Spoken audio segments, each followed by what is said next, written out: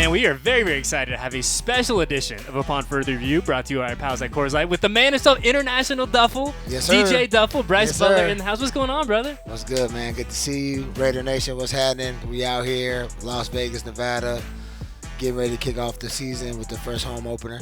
Excited, let's go. And off the top, before we start getting into the Cardinals game, which we're going to talk about in a sec, very exciting news for us at Silver and Black Productions because you are going to be hanging out with us throughout the entire season of 2022. Sir. We're going to get you out to Vegas a handful of times, and we're going to have you in the mix. People are going to see you. They're going to hear you. They're going to get a lot of DJ Duffel in 2022, and I cannot wait. I can't wait either, man. It's going to be exciting. Obviously, when we spoke about this, I was super excited to come out here and just be a part of the nation again, wearing that black and silver. Not like I stopped wearing the black and silver, but wearing that black and silver, going to games, talking football.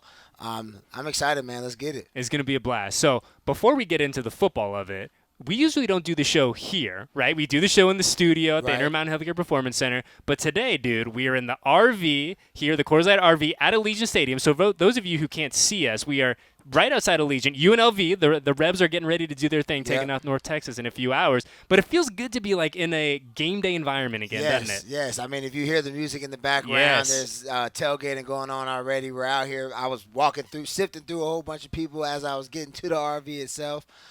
So we're here. I mean, it's not Sunday, but we're here. But this is a great warm-up, getting ready for Sunday, 100%. And obviously we're wishing our neighbors, our tenants here, the Rebs, the best of luck today when they go do their thing. Bunch of friendly faces over there. So a victory would be a lovely way to start a football weekend. But speaking of football, Brice, so home opener in just a day, right? Arizona Cardinals coming to town. Ironically, you did the same trip as the Cardinals, coming from Phoenix out here to Vegas. But a team that's coming off of a loss last week, a tough loss against the Kansas City Chiefs. But when you look at the Cardinals, with Kyler Murray at quarterback, still a really talented group. Yeah. I mean, Kyler Murray, had a lot of crazy scrutiny going on this offseason with the contract and talking about does he study, does he not study. But, let's not forget, like, Kyler Murray is a playmaker. Like, he's always going to make plays. Obviously, last week they kind of got beat pretty bad. So he's going to be chomping at the bit to come out here and prove himself against Vegas, because now Kyler himself is probably going to be playing every week to prove those guys wrong, because every time they lose, they're going to be like, oh, did he not know? Was he not ready? Was he not prepared?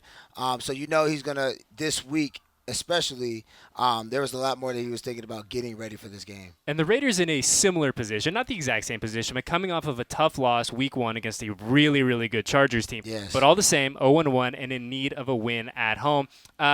A tough go of it week 1, and I think Josh McDaniel said it perfectly. He goes, look, there's no moral victories in the NFL. You know that better than I do, but there were things that he saw that gave him hope and positivity and things to build on going through the marathon that is a regular season. And if you're a fan of this team, Brice, I think one of the things that has to excite you the most is the play of Davante Adams, right? We have waited for literally 5 or 6 months to see what the Carr-Adams connection is going to look like on the field. And it looked pretty good, dude. I'm looking at 10 receptions for 141 yards and a touchdown. From a wide receiver's perspective, how valuable was that time on task that Davante and Derek had all these years, thrown in the park, thrown in college, and then we see it come to fruition on a game day last week? It's almost like they didn't have a gap, right? They looked exactly the two guys that I remember when I played against them at San Diego State against Fresno, and they went crazy on us, right? So they looked exactly the same. Like you said, they spent a lot of time in the off seasons working out together. I think they lived next to each other or in the same neighborhood or in the Bay Area, stuff like that. So those guys didn't skip a beat.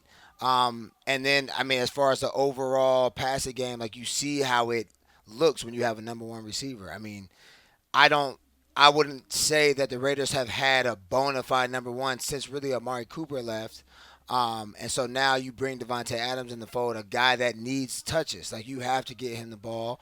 There's a lot of balls that got thrown to him, and that's just the way it's going to be.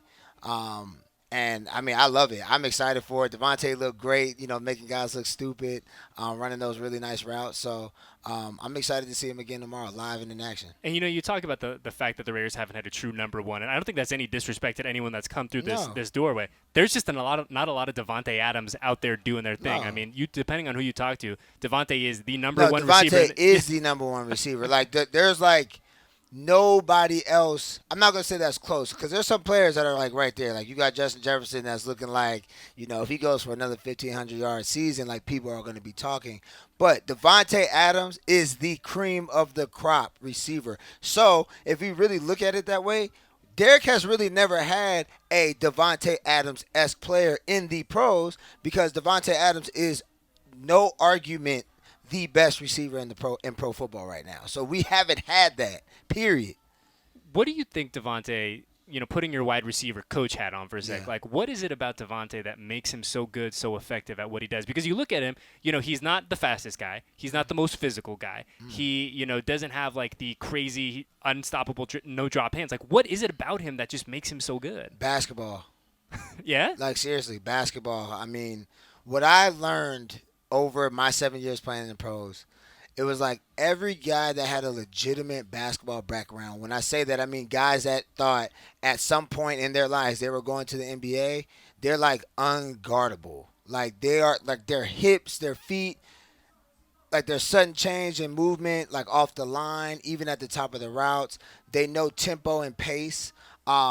Keenan Allen's a great example as well. Guys can't really hold him at the front at the line. You watch Davante Adams run routes. So, for instance, that route that he ran against Asante Samuel Jr. last week when he ran that out route, made him go in a circle, and then he, got him. And if you watch that route, he's not running full speed that whole route. He has a good pace, and when he needs to, he turns on the jets a little bit, makes him feel like he's going inside a breaking in route. Asante jumps it, then he goes out. And that's the thing about Davante Adams. Those hips, keeping the shoulder square, not turning everything all the way, making you believe that he's going somewhere. It's basketball. I'm telling you, it's basketball. It's basketball. And I trust you a lot more It's than I trust basketball, me. I'm telling you. I trust you, man. And we've seen it was so exciting to see Davante do his thing. Obviously, we wish it came in a winning performance last week, but all the same, it's a long season. It's a marathon of a season. And give credit to the Chargers. That is a really, really good football team.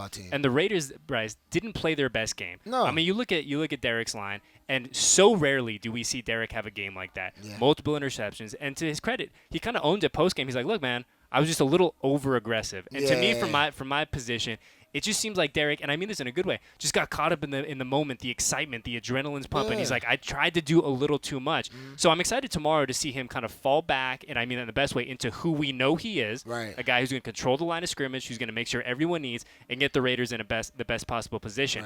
Right. For the Raiders to be effective, especially in the red zone, Brice, tomorrow, what needs to happen for this team? I always say the run game has to be on point. Even in the red zone, if the run game is good, they can get whatever they want. If they can get like 4 or 5 yards a carry, 3 yards here, 4 yards there, especially when it gets tighter, that'll help for the outside to loosen up for fade balls. And I mean, let's look. Last week, we just missed a couple shots too, right? Like I know Derek threw like 3 picks, but like one of those picks, if the ball's like maybe a yard ahead, like that's another touchdown by Davante.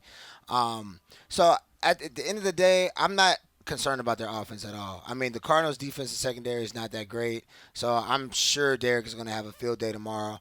I think my key to victory is no turnovers, and we need to get takeaways. I think that was the biggest thing last week. We had a lot of turnovers, and we didn't take anything back. So my key to victory is that. We might get into that in a minute, but I think offensively they'll be fine tomorrow. I don't think there will be no issue tomorrow with that offense. You're good, bro. That's what we call a segue. That's what we call a segue. Because I was going to ask you, I mean, you go look at last week's game, and the Raiders were, I think it was one of 3 or 4 teams in the NFL that didn't have a takeaway week one. And I think you look at this defense in 2022, a very different defense than it was a year ago. Now it's Patrick Graham at the helm. But I think one thing that excites me is that you have the playmakers on that defense to go out and have takeaways, not only 1 or 2, but to have them come in bunches. You look at Max Crosby, Chandler Jones, we're going to get to in just a second. But Nate Hobbs, a young ascending cornerback who everyone in this building is really, really high on and is excited for what he can do. Yeah. But let's shift back to a guy that you know pretty well, Chandler Jones, right? Chandler's been the talk of the town this week, understandably. He's a guy playing against his old team for the first time in the Arizona Cardinals. How do you as a player kind of balance that, hey, it's just another game, it's game 2 on the schedule, but this one might be one that means a little bit more to me? You know, I've had that opportunity a couple of times, going to Dallas and playing against the Raiders, or, going to Arizona and playing against Dallas. I mean, you want to try your hardest to make it another game. Like you don't want to I got to do this because you don't want to make mistakes trying to just be too ramped up and too super overly elevated for the game. But there is that extra sense of motivation. Like I was at this team, I did well for this team, and for whatever reason, I'm not on this team anymore. Whatever reason that may be, a lot of people take offense to whatever that reason is, and they want to come out and prove a point. I think Chandler Jones is a guy. I mean, unquestionably one of the best pass rushers in the league since he's been in the league. When he started in New England, he goes to Arizona, tears it up, gets hurt a couple of times, tears it up again, and then now he's in Las Vegas. I think he's just going to try to prove a point tomorrow. I mean, he's going to get Kyler Murray down. He's going to make sure Kyler Murray knows he's there because Kyler remembers how he was getting after him in practice. So it's going to be a lot of talking. He's going to be chirping a lot to the players and some of the guys, but he's just going to have fun out there. I know Chandler very well, and I just know he loves to have fun on that field, and tomorrow it's not going to be any different. On a football kind of perspective, so you look at Kyler, and Kyler's one of those really unique guys in the NFL who is just a freak athlete, right? A dude who can, talk about a basketball background, a guy who could probably go out and be a fantastic point guard in the NBA, but for the edge rushers in particular, when we look at Max and we look at Chandler out there doing their thing, what kind of challenges does a mobile quarterback like Kyler, a guy who can go out there and play that backyard football, a guy who can be creative and say, hey, we're going to figure it out in 9 seconds into the play. Like, what kind of challenge is that for a defensive line? It's tough, but, typically when you game plan, you like to see what type of how the quarterback likes to evade the pocket, right? So sometimes you get guys that stay in the pocket, they feel like some pressure, and then they like to roll out and run outside of everybody. You see some guys I would say Lamar Jackson who likes to get up in there. If he sees it, he's just gonna get up in there instead of trying to get peripheral outside. Kyler Murray is the same way. He's shorter, right? So a lot of the guys that's in coverage may not see him once he starts to scramble. So I'm sure the coaching staff has been telling Chandler, Max, and those guys hey, this is our containment package for him this week. If it's don't rush up the outside so he can't get inside, or don't rush up, in the middle so he can get outside. They definitely have a strategy and a plan for that. I don't know what that plan is exactly, but they are thinking about that. In terms of the emotional aspect of tomorrow's game. It's the home opener. These fans have been waiting literally 7 months now, 8 months to see the Raiders out there doing their thing for real. The preseason energy here was incredible. We heard from Coach McDaniels. We've heard from players that this is not something that we're used to, is seeing a packed stadium, fans going wild for the preseason. Looking ahead to tomorrow, what do you anticipate from this environment and this fan base coming in week 2? Man, I'm excited myself. I might need to get Bob to give me a shoulder pads and some helmets because I know I'm going to be excited being down there tomorrow too. It's the home opener. Everybody's been waiting. Interesting season last year. Ended up at the playoffs. So everybody's excited. Hey, we got a really good coach in. We added some new pieces, a lot of good pieces. So everybody's excited to see the team, especially in that black and silver. It's a home game. We're going to be in that nice black and silver. We're going to be looking sweet. It's going to be crazy, man. I can't wait. This is my second time in the stadium, so I just can't wait to be a part of it. I know Raider Nation is going to be in there loud, going crazy, berserk.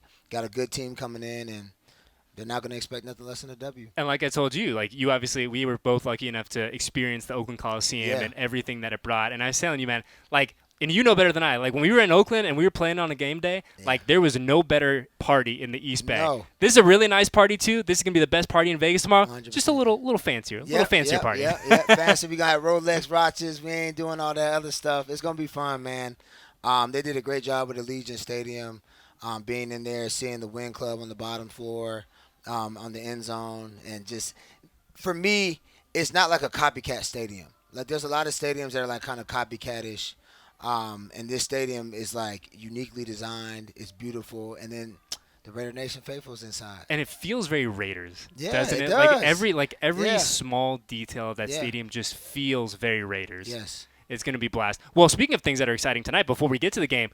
Are we getting you to the fight tonight, Duffel? Are we going to get you to the big showdown here? Yeah, I'm at the fight tonight. My man Saul, a.k.a. Canelo Alvarez, going against Triple G for the third fight. A lot of animosity between those two.